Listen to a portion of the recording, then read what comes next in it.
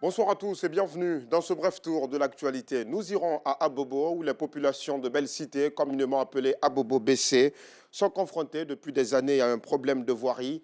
L'inexistence de routes bitumées est un frein aux activités économiques, mais pas que. Les élèves sont dans l'obligation de marcher plusieurs kilomètres pour regagner leurs écoles.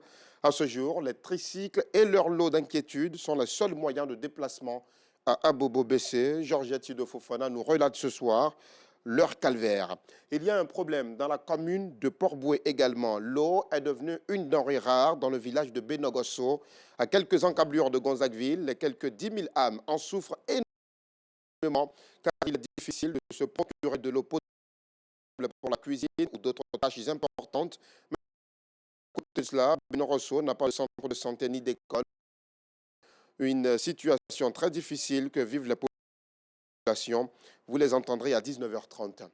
Et cette situation dramatique qui s'est déroulée à Yopougon hier mercredi, un père a battu sa fille de 23 ans jusqu'à ce qu'elle perde la vie. Ce dernier lui reproche d'avoir contracté une grossesse des suites d'une relation qu'elle entretenait avec un homme. Depuis la survenue du drame, les populations sont en colère. L'auteur de la tragédie, lui, reste jusque-là introuvable.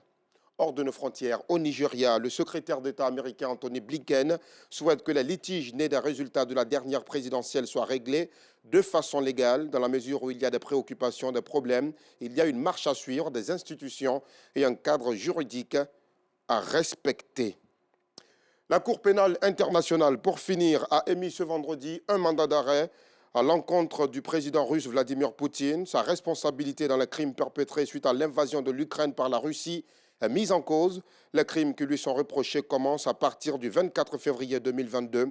Et comme vous pouvez aisément vous y attendre du côté de Moscou, l'on estime que ce sont des décisions dénuées de sens, y compris du point de vue juridique, car Moscou, selon la porte-parole de la diplomatie russe, n'a aucune obligation envers la CPI.